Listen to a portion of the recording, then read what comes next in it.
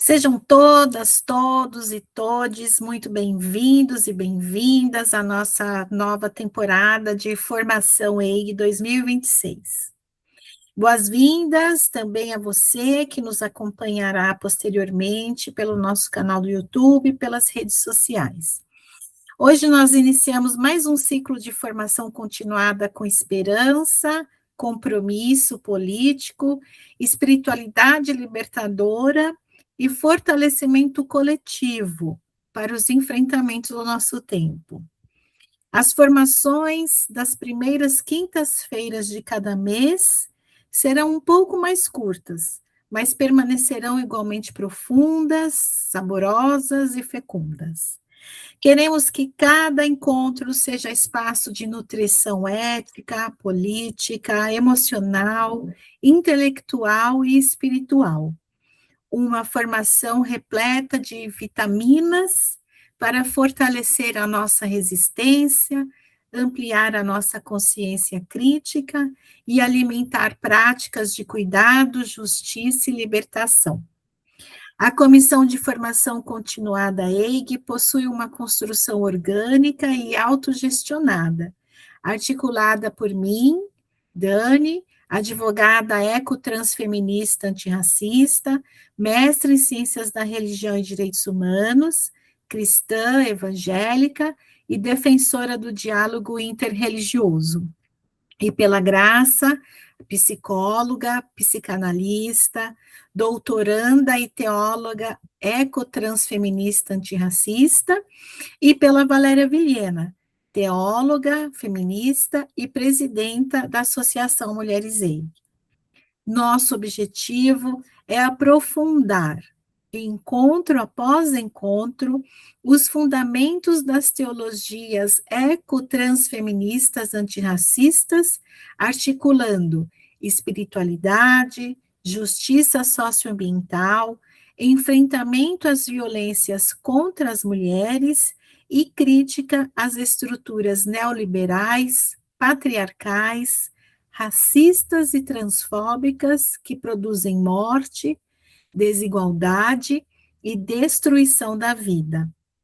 Além dos conteúdos teológicos e políticos, teremos também formações voltadas aos serviços públicos fundamentais de proteção às mulheres, incluindo aprofundamento sobre o serviço 180, 180, política do cuidado, redes de proteção, direitos humanos, saúde mental, enfrentamento das violências religiosas, domésticas, institucionais e socioambientais, e tudo isso articulada com a construção de teologias ecotransfeministas antirracistas.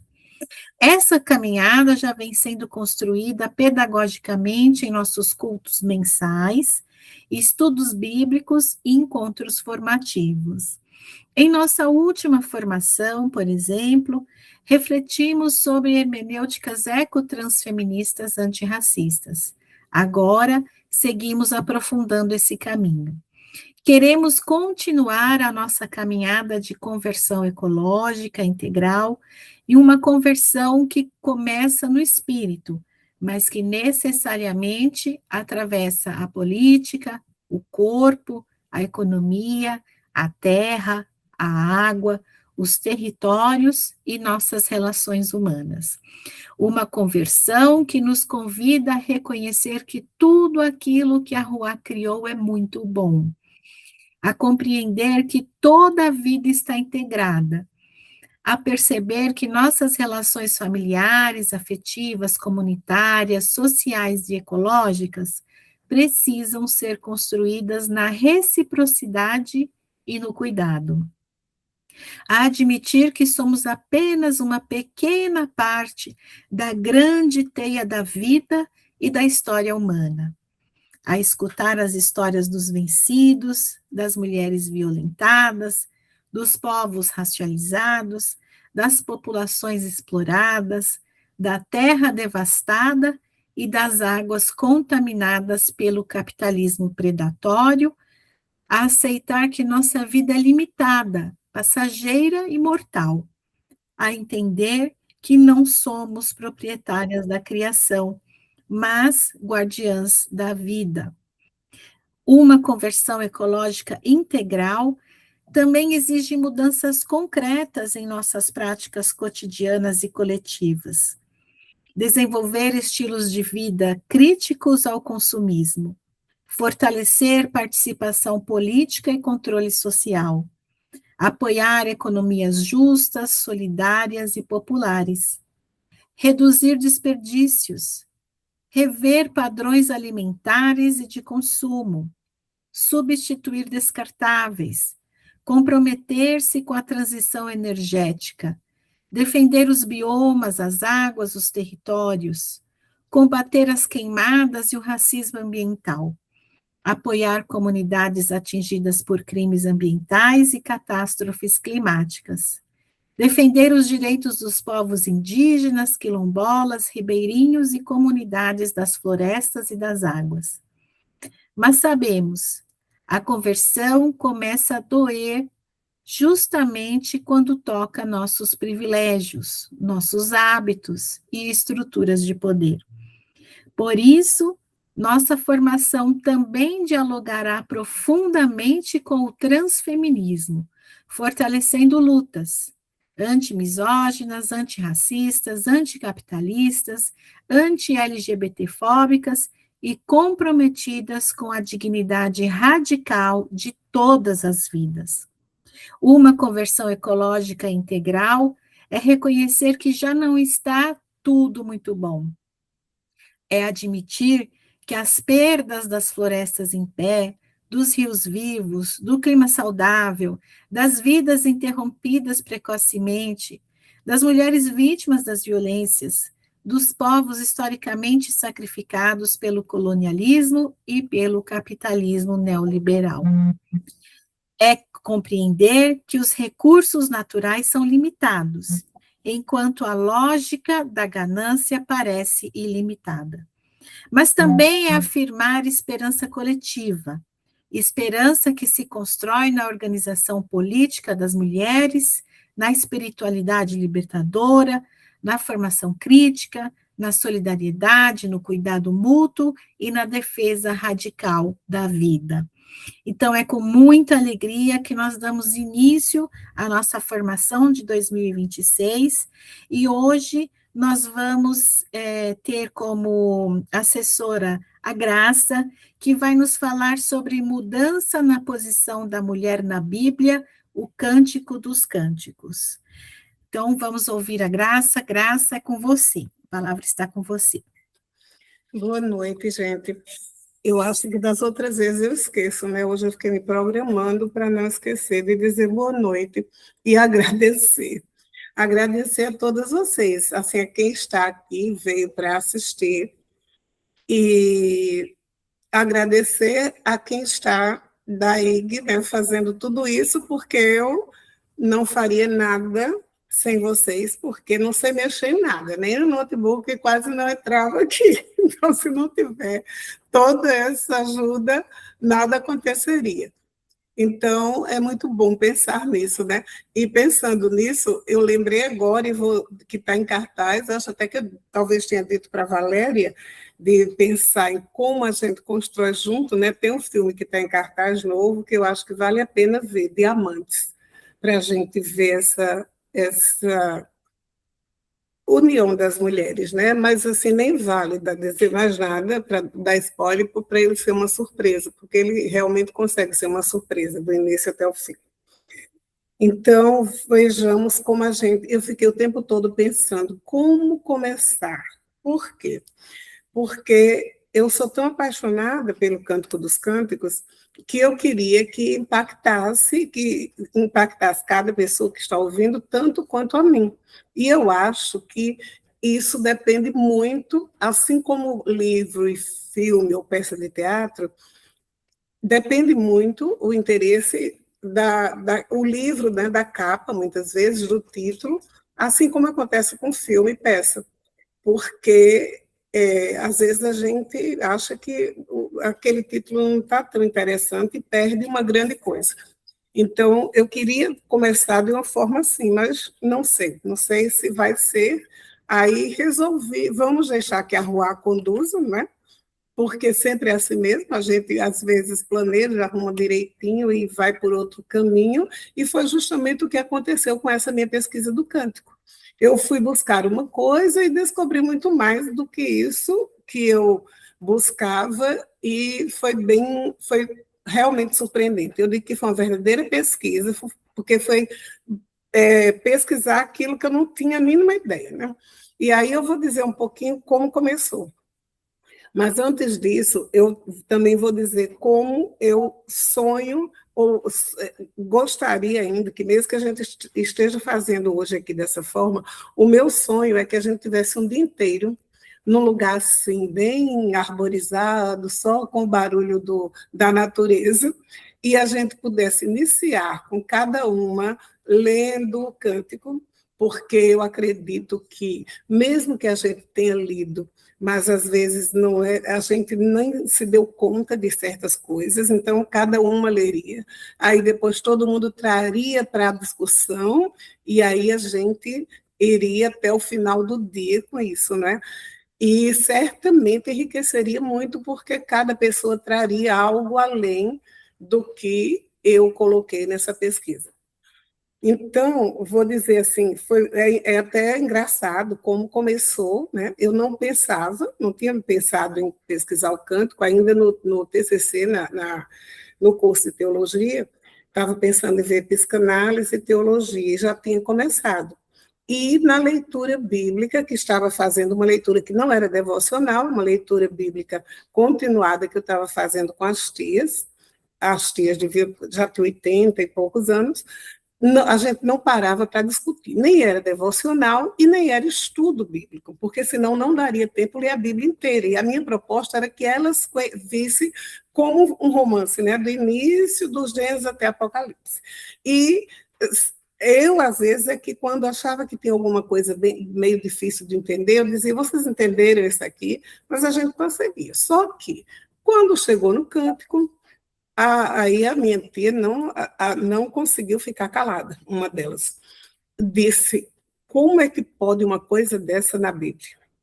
Como foi possível terem colocado esse livro na Bíblia?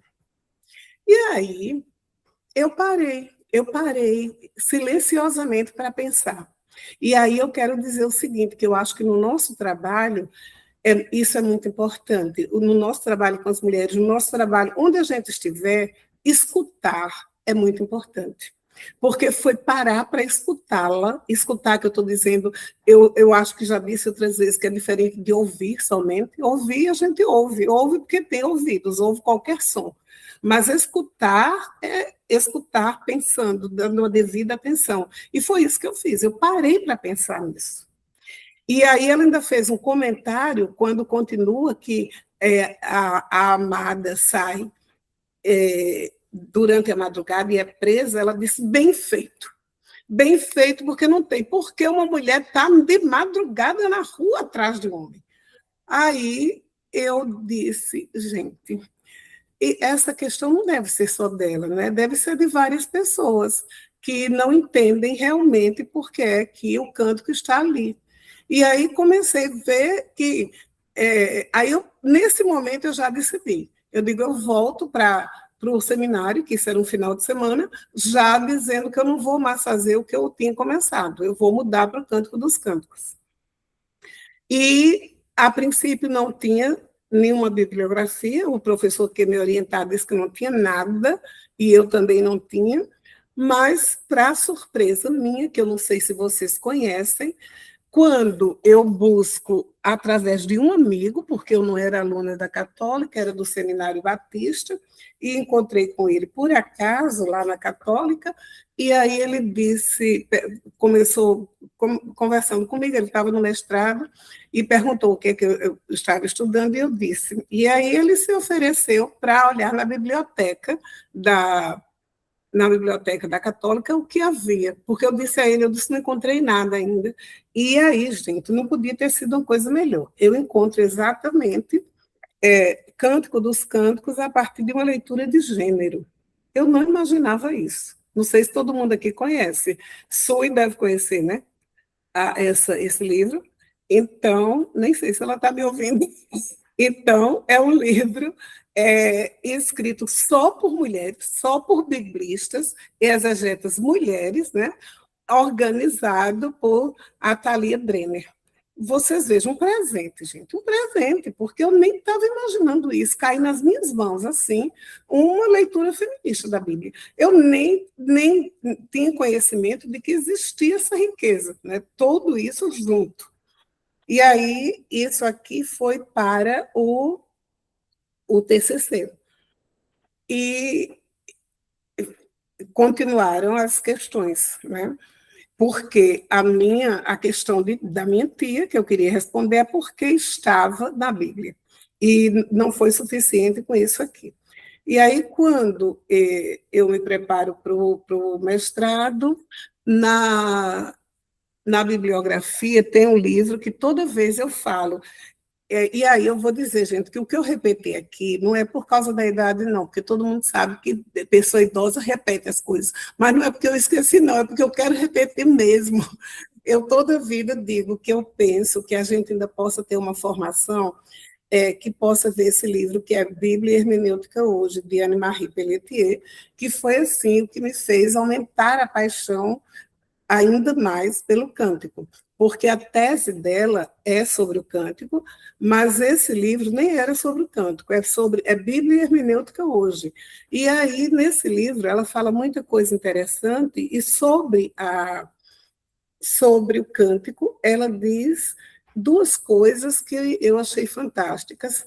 Uma delas é que mas aí não é ela está se referindo a um estudioso, né, da língua, de linguagem, que diz que o Cântico dos Cânticos é um clássico da literatura. Ele não é um clássico só na Bíblia, é um clássico da literatura mundial.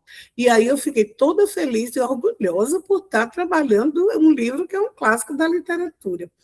E a outra coisa que ela diz, e isso aí eu experimentei na prática, é que o cântico é um modelo de hermenêutica bíblica.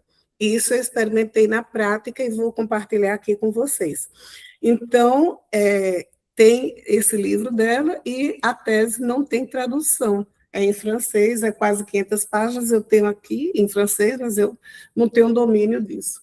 Então, como é que foi acontecendo, né?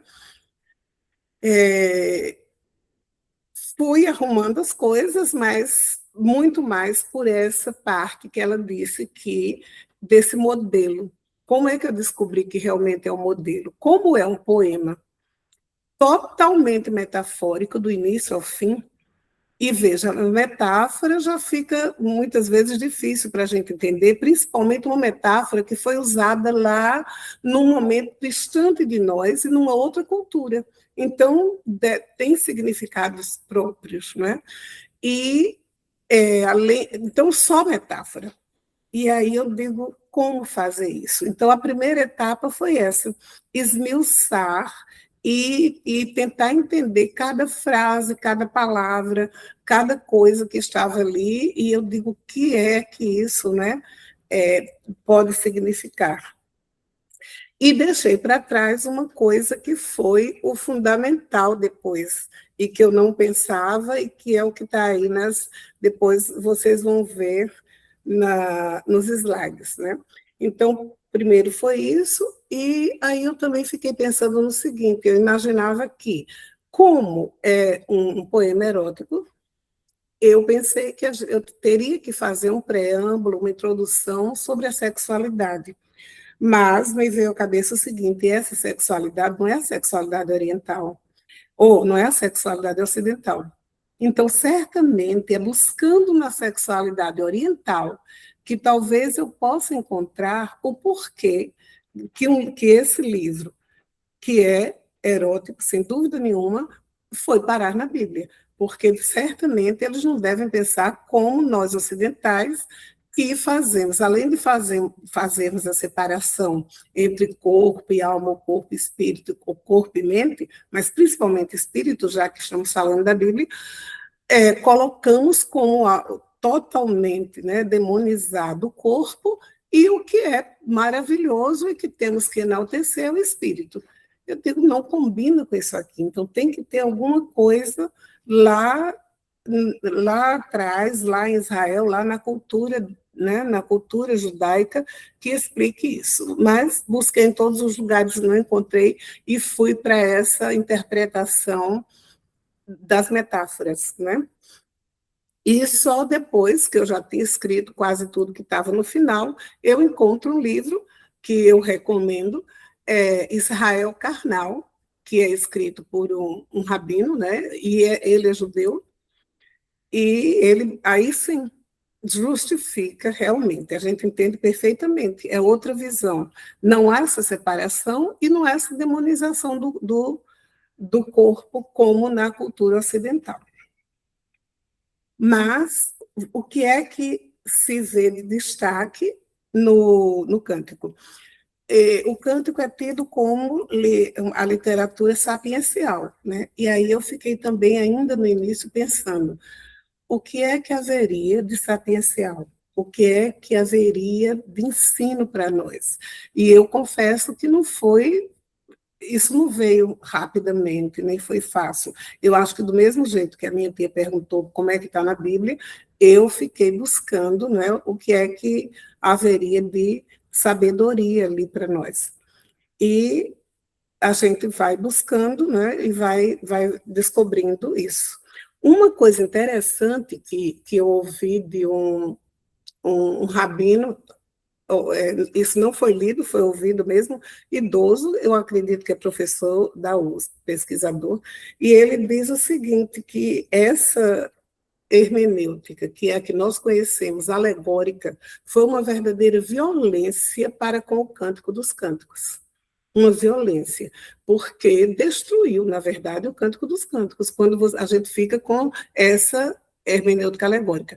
E aí eu não sei se precisa a gente falar um pouquinho disso, mas rapidamente, a alegórica, assim, muito en passant, né? Muito senso comum, é só o que a gente aprendeu o tempo inteiro, quem frequenta a igreja, tanto católica como protestante, que o cântico é uma alegoria de Israel, Deus e Israel. O amado é Deus e a amada é Israel. Ou, pegando o Novo Testamento, o amado é Jesus e a amada é a igreja. Mas, gente, se a gente for ler, por isso que eu queria que a gente tivesse tempo de ler cada coisa, a gente não vê que é muito detalhe, está muito claro que ali está se falando do corpo de duas pessoas, está se falando desse envolvimento erótico, não dá para forçar a barra para dizer outra coisa, né? E uma outra coisa que eu coloquei, apesar de ter o nome dela, Sulamita, mas aí na minha dissertação ficou o amado e a amada, com letra maiúscula. Por quê? Porque a gente vai ver lá para o finalzinho que, na verdade, a gente pode pensar no cântico como algo que fala de todos nós humanos.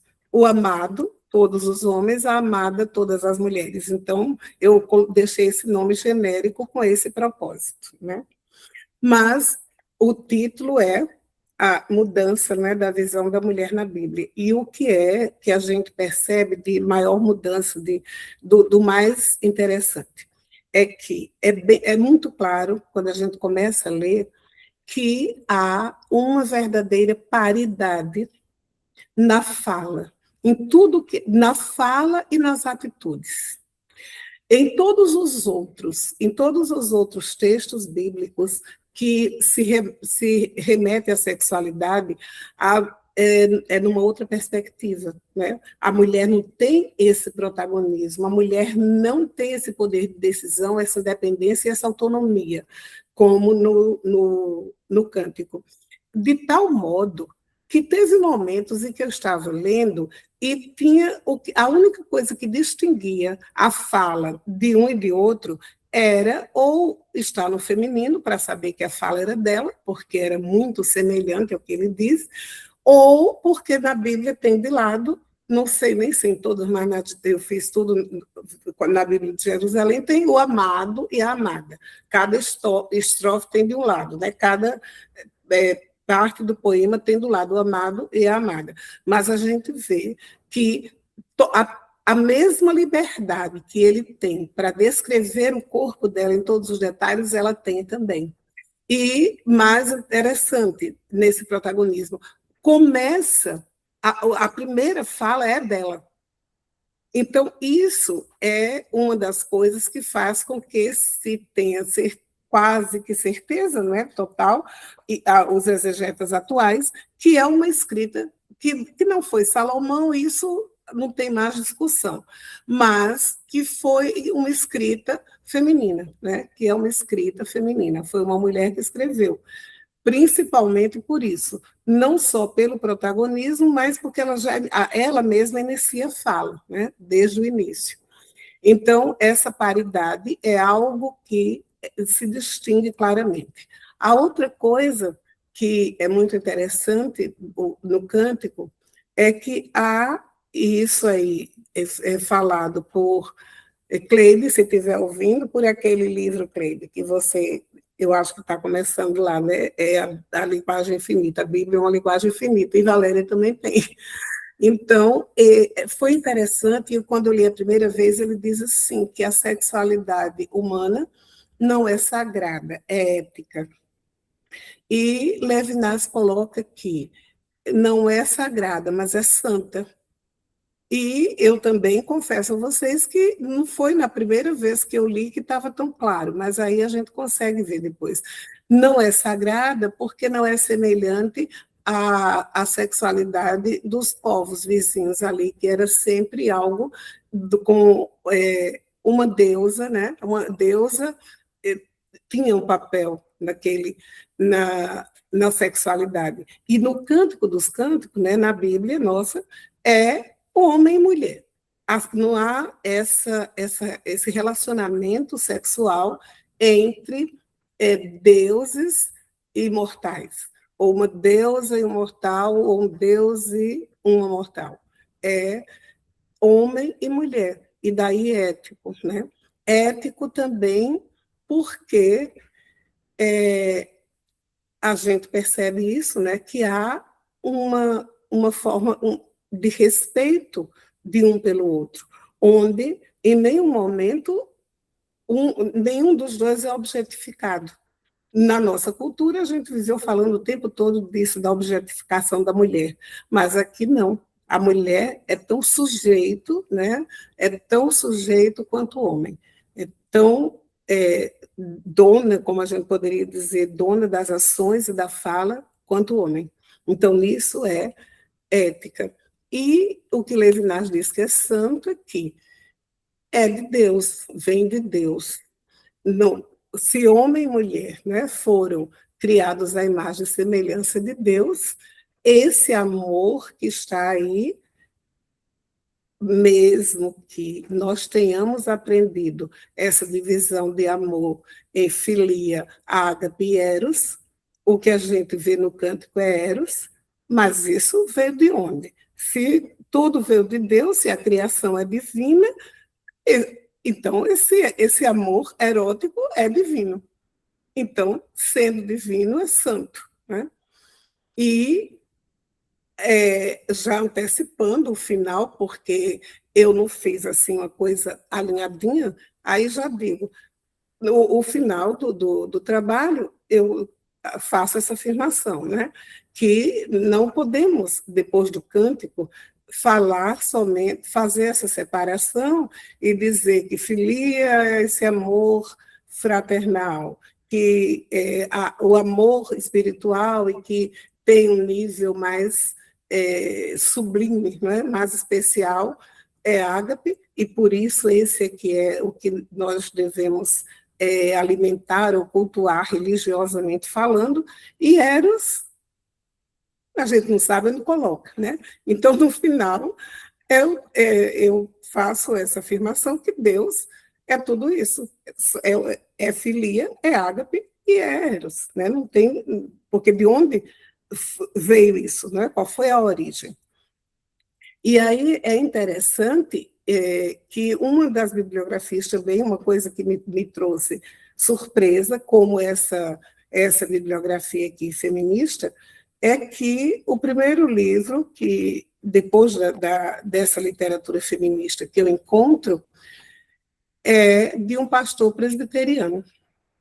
E é é sexo na Bíblia, e a visão dele também é muito aberta em relação a isso, né? E aí, para mim, foi surpreendente, porque o que a gente vê eu acho que de repressão, não sei se alguém poderia dizer diferente, quem tem experiência católica pode falar, mas me parece que há uma repressão maior da sexualidade nas igrejas evangélicas, né, nas igrejas protestantes evangélicas, do que até mesmo na igreja católica.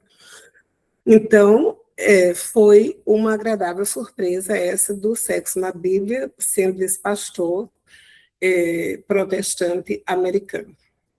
Mas o que é que onde é que vamos encontrar a grande surpresa? Lendo frase por frase, por causa dessa interpretação, porque eu não tinha encontrado muita coisa muito comentário, então estava partindo do zero, como eu disse para vocês. Tem um versículo que ele parece sem sentido. E se vocês forem, tiverem oportunidade de comparar, é o 6:12, né? Capítulo 6, versículo 12. Além dele parecer sem sentido, em cada Bíblia tem uma tradução diferente, e às vezes muito diferente uma da outra. E eu fiquei ensimesmada com isso, né? E grande parte dos exegetas dizem o seguinte: ou a tradução foi mal feita, ou foi um acréscimo. Ninguém dá importância, ainda não, viu? Ainda não é Sim, isso aí. Então, não.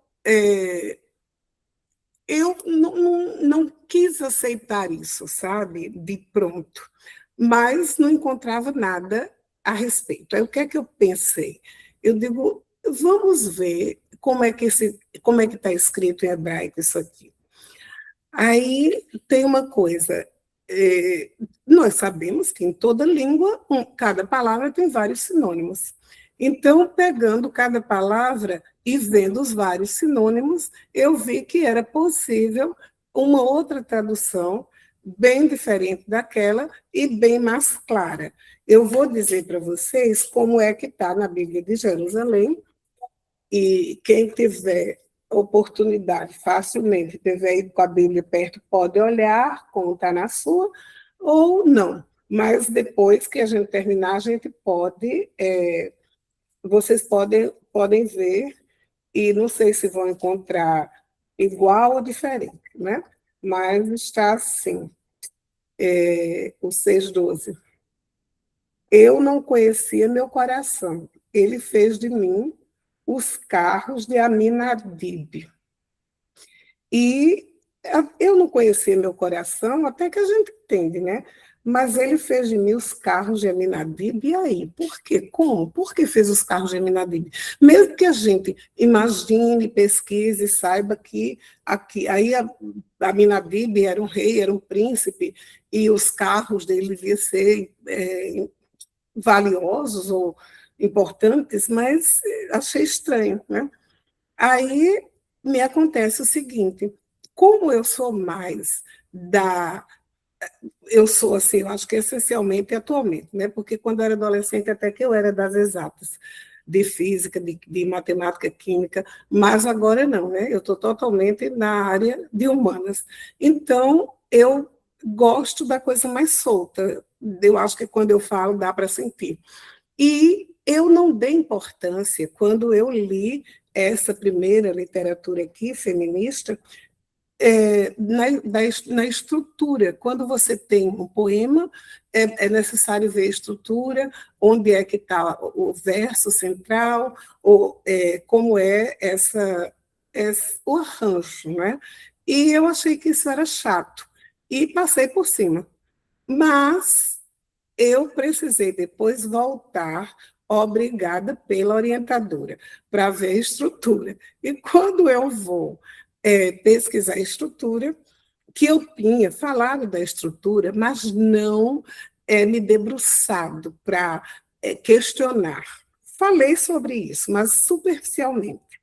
Quando eu volto para ver em toda a literatura que eu já tinha visto que falava sobre isso, uma das exegetas, uma das biblistas feministas, para surpresa minha, e aí foi outra grande alegria para mim, coloca que nenhum outro, é só ela que faz isso. Nenhuma outra leitura tem isso.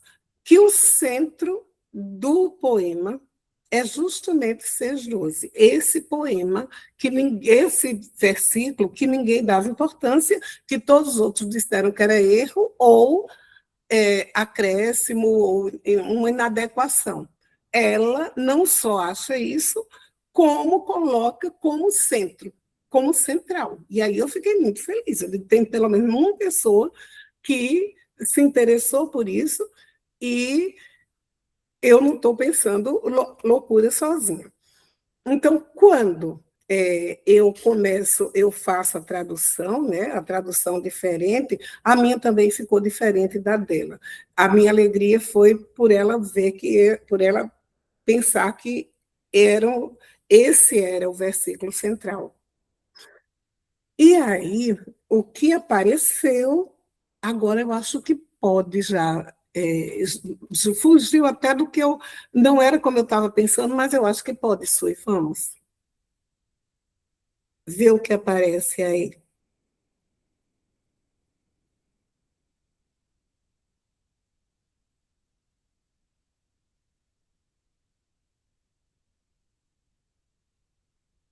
Enquanto o Sui coloca, deixa eu ir adiantando aqui outra coisa. Quando, na entrevista, sim, pode já colocar sim, vamos ver, né? No Cântico dos Cânticos, a amada se descobre enquanto busca o outro, o amado.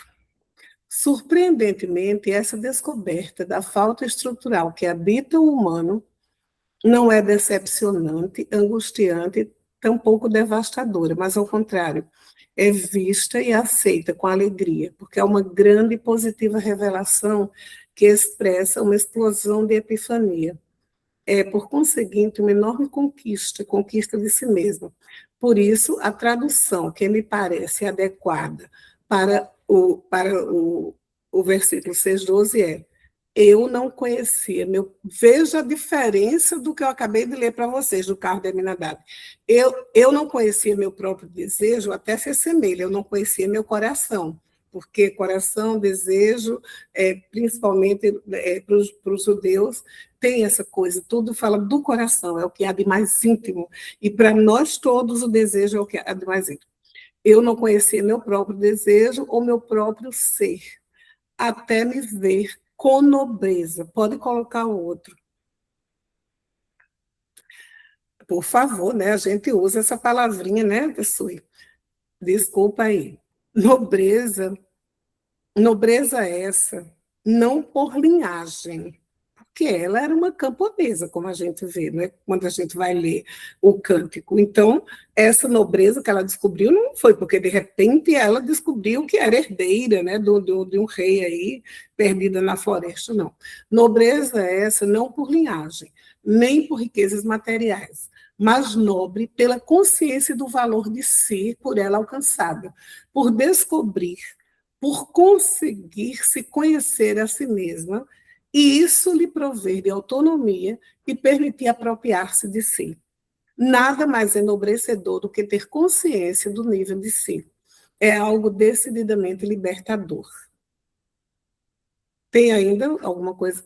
Podemos dizer, a partir dessa constatação, que dos escritos sapienciais, o Cântico dos Cânticos atinge um nível de destaque porque não traz apenas ensinamento sobre a vida ou o viver, mas fala da própria essência do ser, quando fala desse desejo, dessa descoberta de si mesmo, né?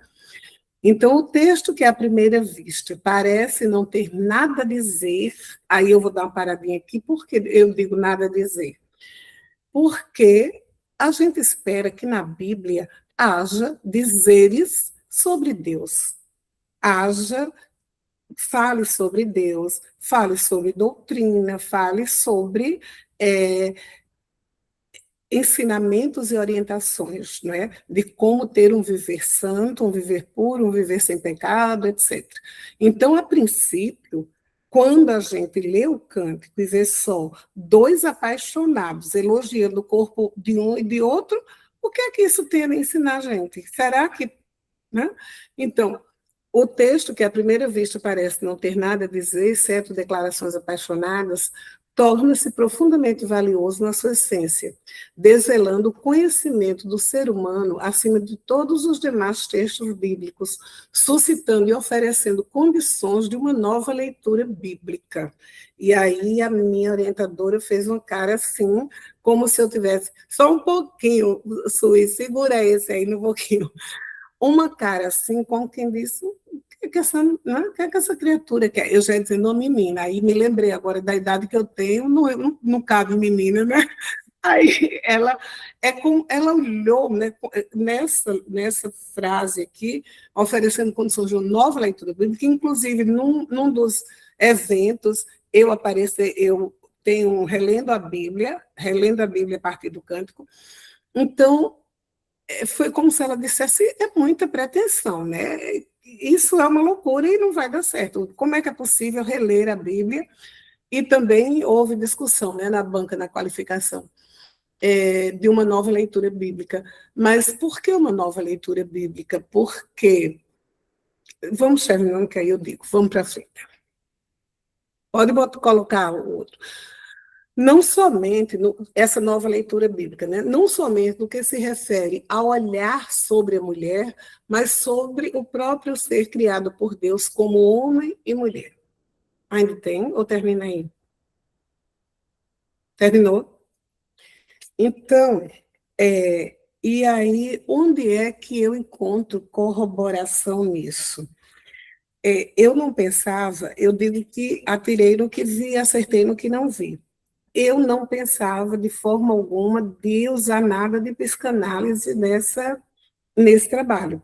Inclusive, na entrevista, a minha orientadora perguntou: você vai trabalhar o cântico a partir da psicanálise? Eu disse: não, categoricamente. Toda teóloga, toda firme, santa e crente, sem querer misturar a psicanálise com a teologia. Era como se fosse contaminar. Então, eu disse: não, eu vou trabalhar teologicamente só. E permanecer firme e forte nessa ideia. Né? E aí, eu encontro no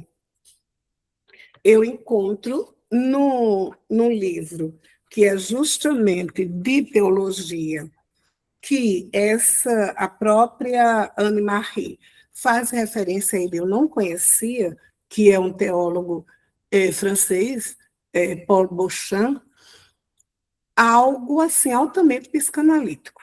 Eu não sei se ele é analisado, se ele estuda, e eu digo, gente, isso tem tudo a ver com essa com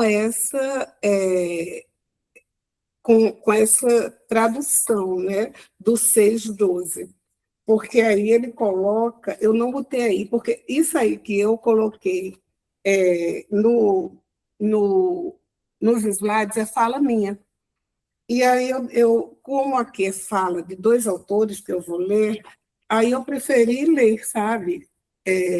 Ao invés de colocar aí, porque aí vocês podem encontrar no próprio autor. Olha o que é que ele diz. Eu não sei se dá para entender com clareza, mas a gente vai ter meia hora de debate, né? Esse aqui é o Paul Beauchamp. Ele diz: poder-se esperar que a ausência fosse impulsionada para a plenitude do ser. Né? A gente tem uma ausência, uma falta, como a gente vê a amada o tempo todo buscando o amado, né? Então, isso levaria para a plenitude do ser. Entretanto, é um impulso irresistível para outra ausência de ser. Porque, na verdade, o outro também não é completo. Porque essa ausência que ele fala é porque a gente vive buscando no outro ou na outra um complemento, o que falta em nós, né? Mas a gente encontra outra falta, outro ser faltante. Então, o bem, para o bem que essa ausência me traz, consiste no fazer-me descobrir, reconhecer, aceitar com alegria minha própria falta. Quando você descobre que a falta não é só sua, mas é uma falta intrínseca ao humano, ao ser humano, né? A própria humanidade é faltante, então e por isso que nós somos um ser de desejo. E aí entrou a psicanálise, o que eu tanto achei que não ia entrar, que não ia usar. Mas a psicanálise fala essencialmente desse desejo, né? De nós que somos seres de desejo. Desejo que nós mesmos muitas vezes não conhecemos, não nos damos conta e não admitimos e descobrimos depois, quase sempre na análise, né? Então, sem dúvida, cada um deseja o outro, mas esse desejo não é primordial. Somente comparado ao desejo de ser que me aparece no outro, o meu próprio desejo de ser revela-se a mim numa explosão de epifania, que eu até usei mesmo a palavra, repeti epifania lá, fundado e aceito em um ser que se quer em mim. O desejo do outro é um desejo de encontrar o seu desejo de ser.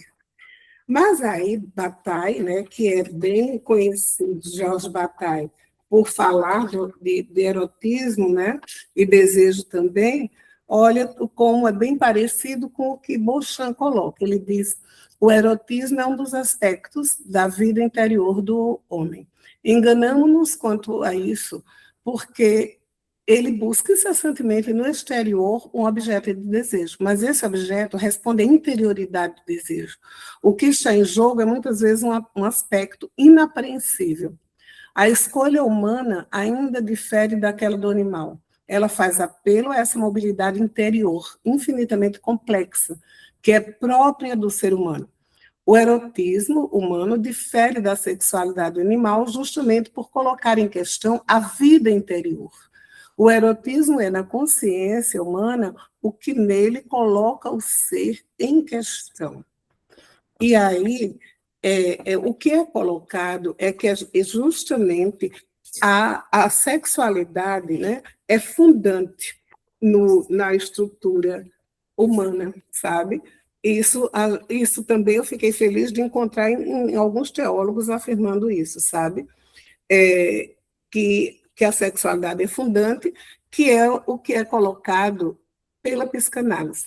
Agora, preciso repetir, né, preciso dizer que quando a psicanálise fala de sexualidade, eu queria encontrar a falinha que diz isso, mas não estou encontrando agora. Se der tempo, enquanto a gente não terminar o horário, eu encontro aqui. Quando a gente fala de sexualidade fundante, é bom que se diga, e eu repito sempre, que a sexualidade que é falada e estudada na psicanálise, gente, não se limita, não se resume ao ato sexual, porque a gente tem essa limitação. A sexualidade é uma coisa muito mais ampla. É tudo aquilo, não é, que é toda pulsão existente no humano e tudo aquilo que mobiliza vida, que nos faz buscar vida, que nos faz existir, que nos faz construir. Então, toda energia de vida é energia libidinal, é sexualidade. Então, o que faz as pessoas crucificarem Freud e dizer, e não, principalmente crentes, né? E crentes aqui eu estou incluindo todos, né? Não é nem só crente evangélico. É exatamente isso, é achar que ele só falava de sexo porque pensa em sexo como ato sexual. Mas, na verdade, ele está falando dessa pulsão de vida, dessa pulsão que constrói, né? Que constrói, nos constrói a nós próprios e constrói a própria civilização. Porque se não houvesse esse desejo, essa falta que nos faz buscar, buscar e buscar incessantemente, a civilização nem teria sido, nem existiria. Porque é essa busca de sempre mais, de sempre construir mais, de sempre buscar mais, que nos faz construir. E também nos faz crescer interiormente. Ela atua nos dois lugares, no individual e no coletivo.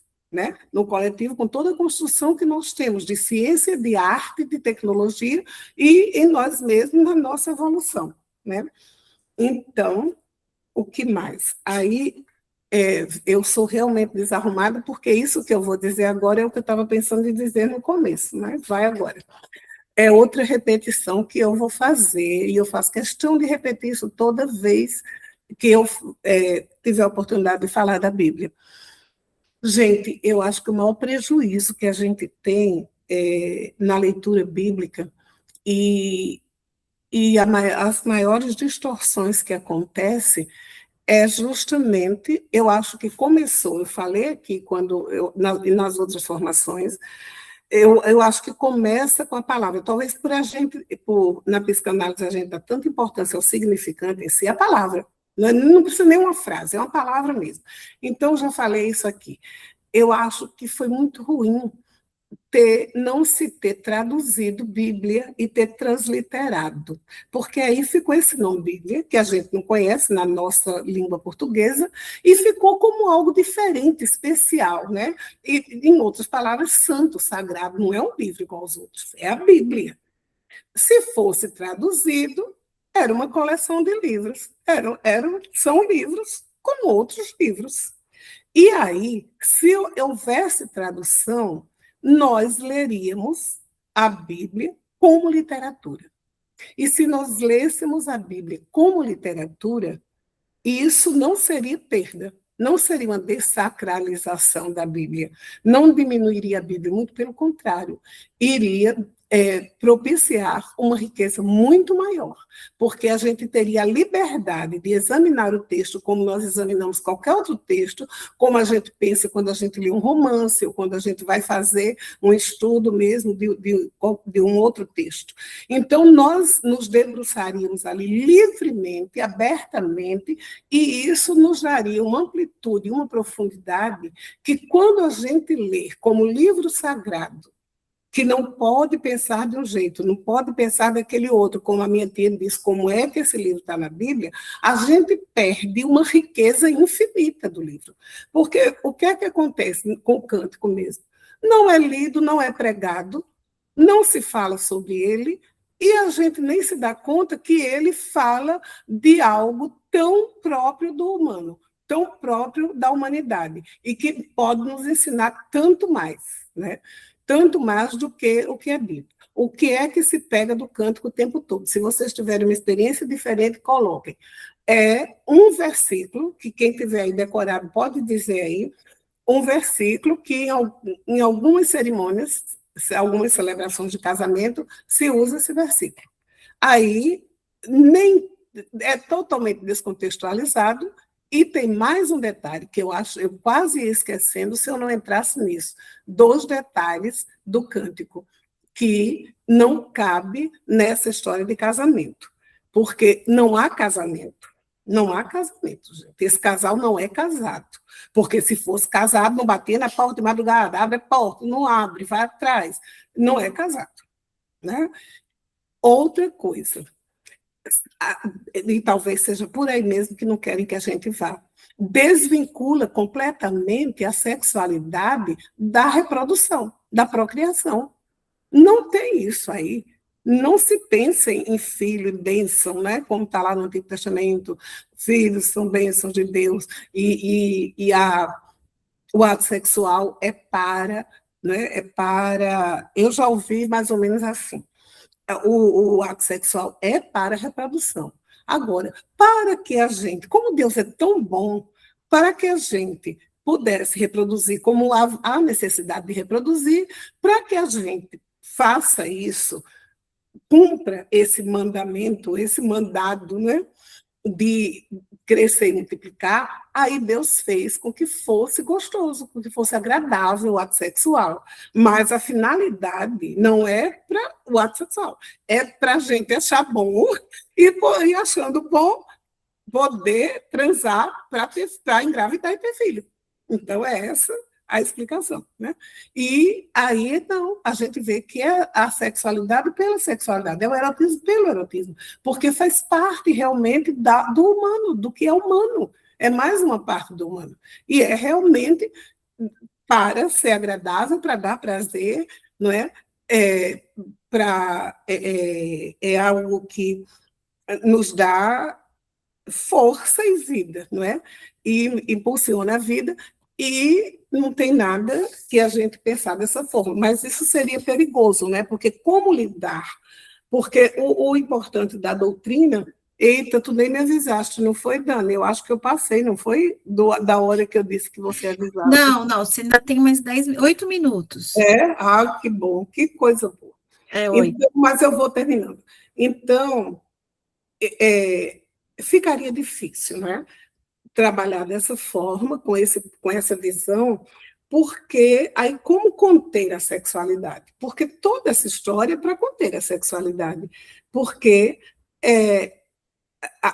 infelizmente, o ser humano é dos extremos, porque é mais fácil. É mais fácil proibir totalmente do que ter uma orientação e uma conduta ética, né? Ver como pode-se viver a sexualidade com liberdade e de forma a não objetificar o outro, né? A não diminuir o outro, a não causar violência na outra pessoa, como a gente vê, né? No caso, em vários casos que a gente conhece. Então, é melhor que fique nessa visão, é melhor que fique escondidinho. E eu fico me perguntando, por que não é que a gente deixa que isso aconteça? Por que a gente não se apropria da Bíblia? Porque, na verdade, não aconteceu isso, né? Se Lutero pensou realmente nisso, que com a tradução e botando a Bíblia na mão das pessoas, as pessoas iam realmente ler e ter a sua livre interpretação, isso não aconteceu, porque a gente não lê e a gente se condiciona ou se prende, se limita, a palavra é essa que eu queria, se limita ao que nos é trazido na igreja, que tem duas características o que nos é trazido na igreja. Os textos, determinados textos escolhidos e repetidos, e determinadas interpretações. E aí a gente vê uma semelhança já aí, não é? Vou só dar um exemplo para terminar o meu tempo e dar a palavra a vocês, é que quando, eu acho que já falei aqui de Eva, né? Do desejo de Eva, aí a gente vai ver, a partir disso a gente vai ver que essa mulher desejante, essa mulher do cântico, a amada do cântico, né? Assim como Eva é desejante, né? Eva comeu fruto, porque viu que ele era agradável ao olhar, e ia trazer conhecimento. Então, ela desejou fruto, porque ela desejou conhecimento também. E, então, o desejo humano, ele está presente lá, desde o mito do Gênesis. E aí aparece aqui outra vez. E aí essa mulher é essa mulher que é dona de si e que tem igualdade do que quer, né, de decisão e do que faz consigo mesmo, né, com seu corpo, com sua vida. Acho que a gente para aqui e vocês falam agora o que quiserem, eu pergunto. Obrigada, Graça, muito obrigada por compartilhar esse conhecimento, né, sua pesquisa, um conhecimento tão importante, né, assim, que nos leva a pensar como poderia ter sido diferente, né, a vida de tantas e tantas e tantas e tantas e tantas mulheres, se a gente tivesse se apropriado desse conhecimento da forma como você está trazendo, né?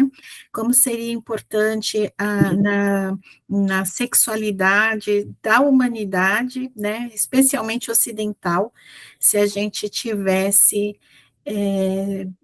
feito, né? Essa leitura a partir dessa apropriação, né, é, dessa colocação de necessidade de se encontrar, né, de se apropriar de si mesmo, muito, muito, muito gratificante mesmo, Graça, essa leitura, esse compartilhamento que você faz conosco. Eu quero abrir agora para a gente fazer as nossas manifestações, né? Vamos dar prioridade às mulheres que estão presentes aqui. As mulheres podem falar suas impressões, suas colocações, alguma dúvida, né, que tiver. É o momento para o debate. Ou discordância. E aí, antes que alguém fale, como você disse, como poderia ter contribuído, pois vem uma boa notícia. O doutorado vai trazer isso. E não mais a partir do cântico, mas a partir de Eva mesmo, de como a história seria diferente, a partir da linguagem, sabe? Do desejo e da linguagem, eu trago Eva numa outra perspectiva. Então, a importância, né, seria muito importante, e eu acho que essa é a novidade que o nosso coletivo traz, né, a possibilidade de fazermos novas leituras, né, daqui para frente pode ser diferente, né, pode ser libertador, tem uma possibilidade diferente, né. Então, as mulheres primeiro, que quiserem se manifestar. Boa noite. Eu queria só colocar algo que eu fiz uma formação em psicologia transpessoal e um dos meus professores foi um padre ortodoxo, Jean-Yves Leloup, e ele escreveu o Cântico dos Cânticos, uma arte de amar para os nossos tempos. Então, isso que a Graça fala, o Jean-Yves Leloup fala com uma grandiosidade também imensa. O livro é lindo, e ele diz assim, resumindo, do primeiro ao quinto capítulo, ele diz: o amor é um desejo de aliança, é um estremecimento, é o que nos escava interiormente, é o que nos faz passar do múltiplo ao um. É um estado de lucidez, é um ato de verdade, de inteireza, onde nos aceitamos na nossa luz e na nossa sombra. E também eu fiz todo um curso com Leandro Carnal, onde ele fala da Bíblia para quem crê e quem não crê. Então, assim, é importantíssimo a gente ler, porque a Bíblia fala de história, de arte, de música, de poesia, né? A Bíblia é um livro lindíssimo. E o Karnal é um estudioso de história, e assim, se vocês sentirem desejo, vejam com ele, assim, eu não posso passar porque é tudo trancado, mas eu tenho desejo de mandar para vocês, porque o estudo é lindíssimo. E o Jean-Yves Leloup também fala muito bem sobre o amor e o amado. E ele fala, né, que essa questão do não encontro é o medo de encontrar com a nossa sombra, porque há dentro de nós sombra e luz, e a gente tem medo da sombra. E a sexualidade é uma energia que está na ponta do pé ao fio do cabelo, não é a questão de libido, é uma questão de uma energia que nos move, que nos faz ter vitalidade, desejo de criar, de inventar. E é isto. Muito grata. Obrigada pela partilha, Maria do Rosário. Mais alguém gostaria de comentar?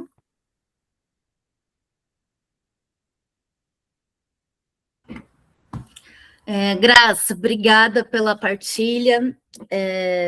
bem interessante a tua abordagem a partir da psicanálise, porque é a partir daí que você trabalha, isso fica muito nítido na sua apresentação.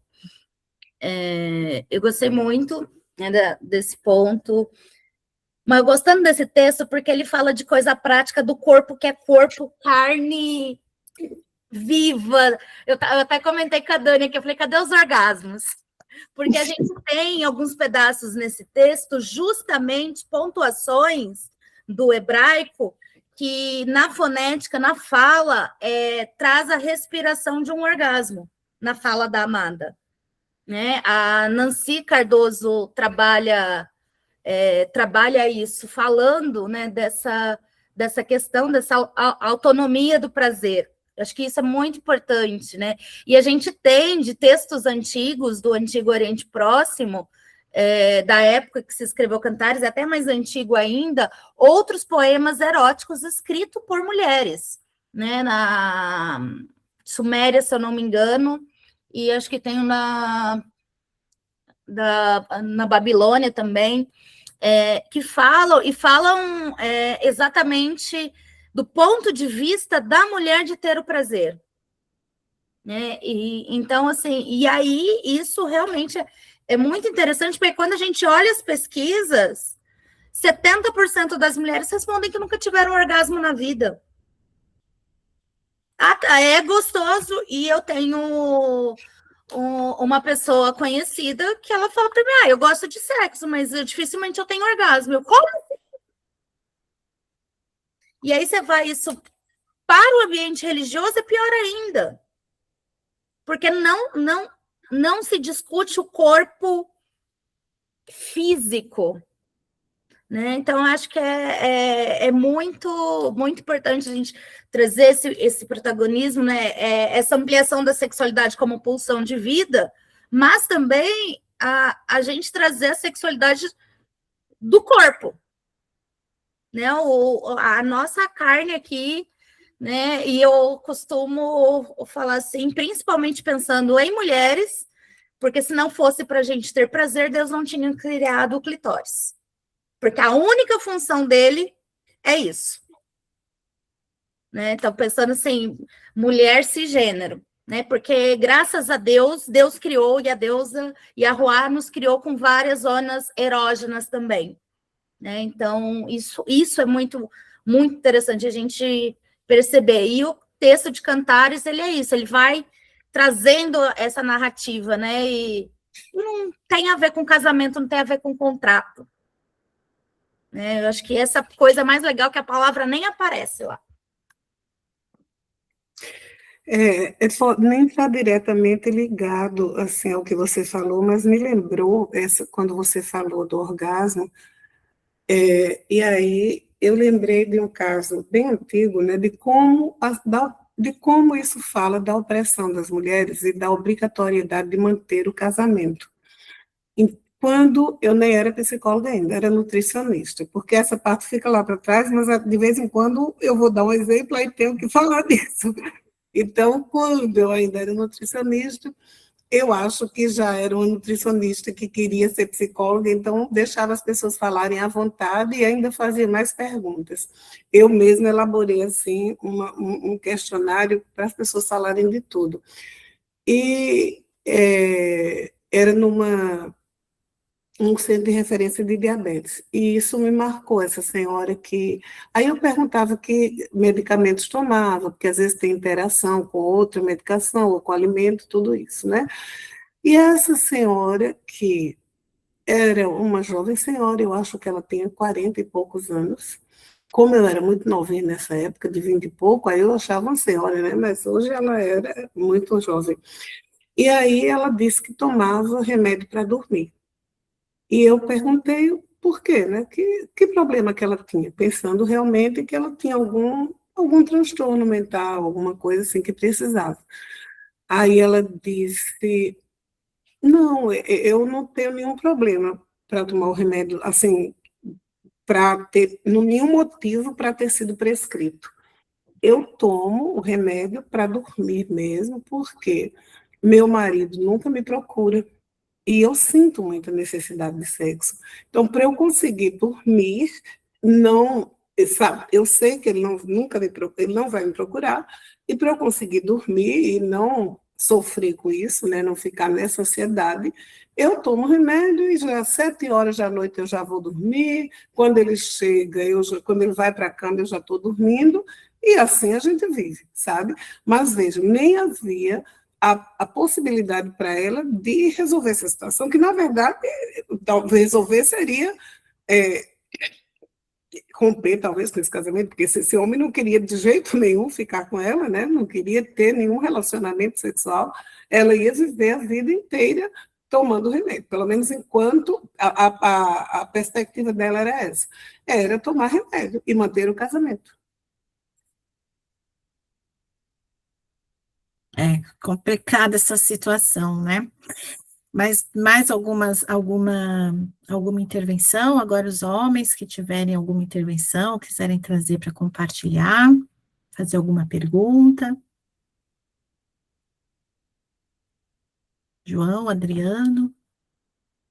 Eu acho que eu estou vendo a Eliane, não é? Mesmo que ela não esteja aí parecendo de verdade, mas só aí por trás, aí no rostinho. Quer trazer alguma coisa? Oi, Graça. Boa noite, gente. Sim, eu acompanhei, né, a construção, na verdade, né, Graça, desse teu trabalho, né, e foi muito gratificante para mim. Assim, aprendi muito ao longo, né, dessa construção do seu trabalho, nas nossas discussões, e, assim, tem sido, assim, uma coisa, um divisor de águas, sabe? Eu consigo perceber a diferença, né, do olhar que Graça trouxe para o livro, né? E isso tem sido assim muito importante para mim, principalmente, né? Eu sou evangélica, e como ela colocou aí, a igreja evangélica, ela sempre trata da temática do livro, como Graça trouxe assim muito bem, né? De uma perspectiva completamente diversa. E essa visão, né, mais voltada realmente para o erótico, né, para o casal, para essa construção realmente de um relacionamento, né, erótico, não é nem vista na igreja, acho que nem é nem permitido, né? Então isso é algo que extrapola muito o conhecimento e a coisa que funciona dentro das igrejas, e traz uma visão da mulher completamente diferente, diferenciada, né, nesse sentido, né, de ser desejante, de não ser submissa, né, de não ficar nessa espera, né, ela ali ela está de igual para igual, digamos assim, né?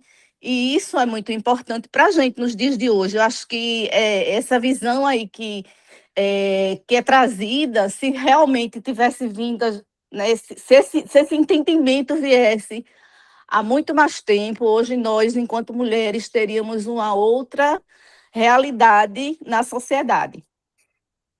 Eu queria trazer isso e parabenizar a Graça por tudo isso, né? Por esse investimento que ela teve, né, essa busca que ela foi atrás e que trouxe para a gente assim, uma contribuição muito valiosa.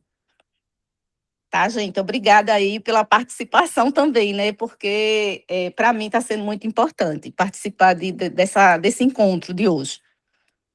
Que bom, Eliane, obrigada pela partilha. E aí, Graça, fica o desafio para você publicar o seu estudo, né, sua pesquisa, para você publicar o livro, porque pelo que você trouxe, só tem autores homens, né? A Maria do Rosário também trouxe aqui algumas pessoas que falam dessa temática, e são homens, né? Que têm o olhar de uma mulher, para que a gente possa citar, né? Se eu não me engano, você só trouxe uma mulher falando do versículo central, né? Não vou me arriscar a dizer o nome, mas a importância de você publicar essa pesquisa, esse estudo, porque ele é muito libertador, né? Ele é libertador talvez até para o casal, né? Para que o homem possa perceber também que a mulher tem o seu espaço, deve ter o seu espaço, que é mais agradável quando eles estão em pé de igualdade, né, na relação sexual. A mulher também se sente mais livre, né? Enfim, fica o desafio aí. Aí o João abriu o microfone, quer compartilhar? Sim, um comentário e uma pergunta para a Graça depois. Eu sempre tive a compreensão que as mulheres, desde Eva, são mais sábias e mais competentes do que nós homens. Mas eu sempre preferi as Liliths. E eu gostaria depois que Maria comentasse sobre as Liliths. E sempre gostei das mulheres bravas. Infelizmente, a maioria dos homens morre de medo das mulheres bravas, foge delas. E eu tive um problema, um pequeno acidente que eu fui dar um pulo e pisei num copo. E o copo entrou na sola do meu pé e saiu no peito do pé. E dores horrorosas, fui para o hospital e lá pelas tantas eu comecei a gritar que doía tanto que a dor não passava de forma nenhuma. E aí a minha amada, eu disse, vai buscar o médico, eu não aguento mais de dor. Ela sai, quando vai abrir a porta do elevador, tinha um cadáver. Ela se assusta e volta. E eu gritando de dor. Daí a pouco ela abriu a Bíblia e leu o Cântico dos Cânticos e a minha dor passou. Eu jamais imaginei que tivesse algo tão belo na Bíblia. Então, a minha experiência com os Cânticos dos Cânticos, isso ocorreu há 38 anos, certo? 37 anos e meio. Mas é inesquecível. Mas eu gostaria, Graça, que você comentasse sobre Lilith. Olha, uma coisa que eu acho que não é legal mas aí também eu já vou, viu, Sui, dizendo que você complementa. É a diferença que se coloca, né, de Lilith, a mulher que não, assim, a mulher que não aceita a submissão, e Eva, a mulher submissa.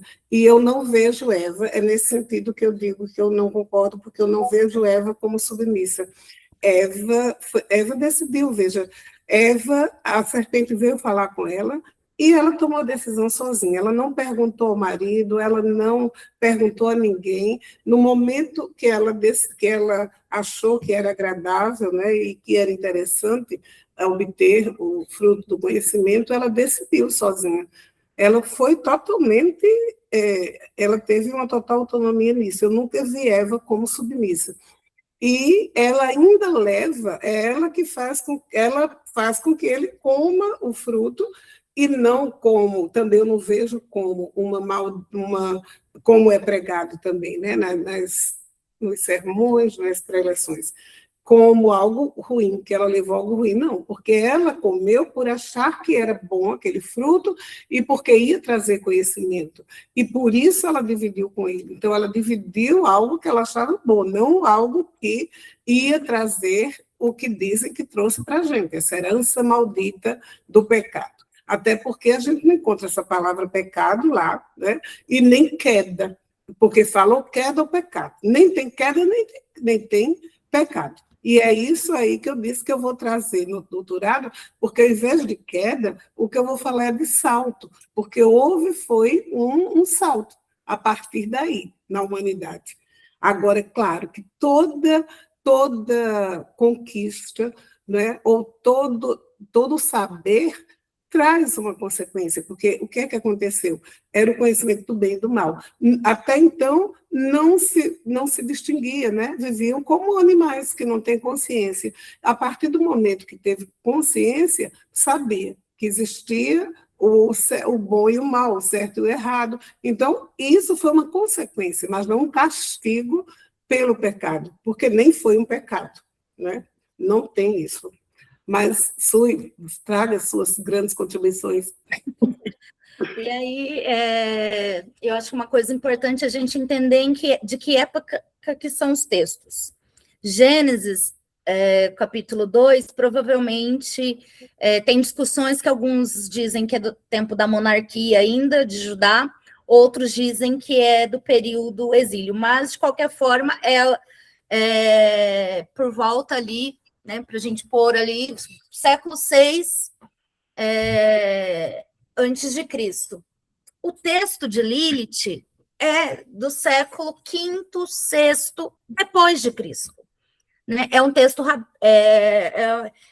judaico, da tradição judaica, que conta, faz uma releitura de Gênesis e conta, então, que Adão teria tido uma primeira esposa, que seria Lilith, e aí a história que a gente conhece, e que tem, então, aí as pessoas, prefiro Lilith, porque ela não... Porque essa leitura que se faz, a interpretação de Eva, já é a que foi cristalizada por Ben Sirac, o livro do Eclesiástico. Né? O livro do Eclesiástico é um dos primeiros textos que vai fazer a interpretação teológica de que Eva é a culpada do mal do mundo. Então, as mulheres, e o texto de Eclesiástico vai falar que as mulheres são responsáveis pelo mal no mundo por causa de Eva.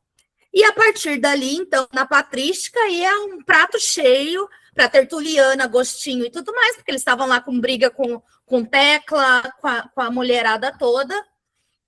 E aí, então, usa aquele texto e vão relendo e interpretando, como bem entendem, os textos bíblicos. Né, fala que o texto bíblico é uma reserva de sentido. Isso é bom e é ruim.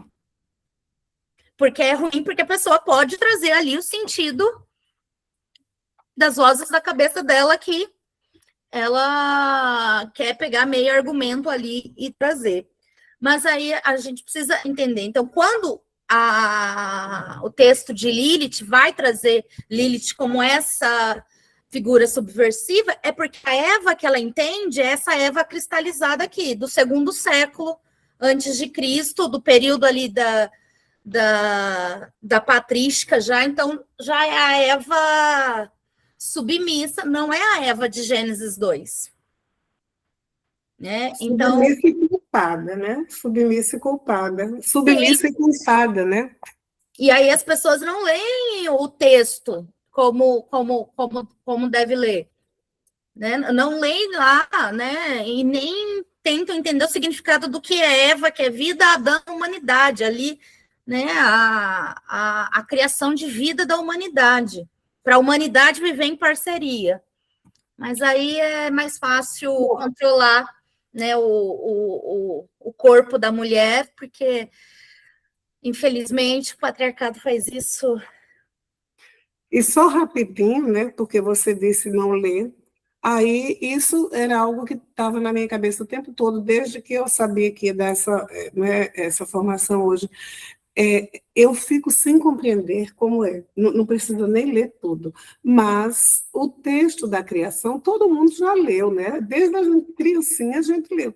Como eu fico sem entender como é que ninguém está vendo essas palavras ali, mas assumiram totalmente essas duas palavras, essa palavra do pecado, a gente não está, gente, não tem aí.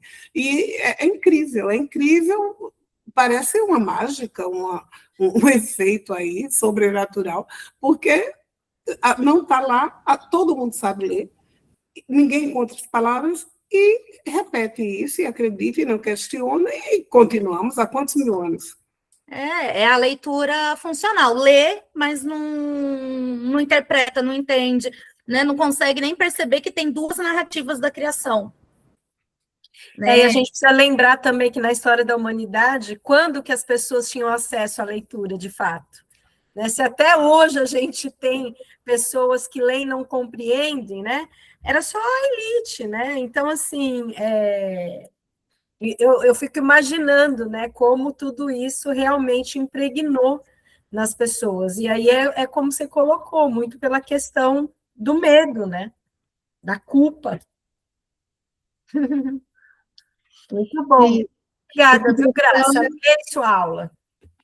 eu amei também. Eu queria só falar que o Jean Villelu disse, você falou do fruto, né, Graça? Do fruto proibido, né? Ele diz que o patriarcado coloca isso, porque se você parte a maçã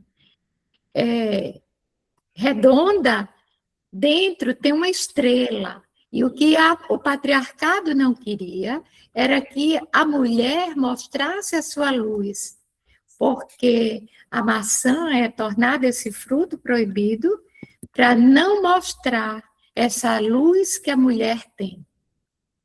Ele faz uma interpretação completamente diferente desse fruto. Diz que a mulher tem brilho e tem luz, e que você parte a maçã não em fatias, mas em rodelas, e você vai vendo a estrela que tem, que é esse brilho que tem a mulher. É uma bonita metáfora, né? Sim. Então é isso, minha gente. Chegamos ao fim da nossa formação. Obrigada a todas, todos e todos que estão aqui presentes. Que você que vai assistir depois possa desfrutar também, né, desse conhecimento.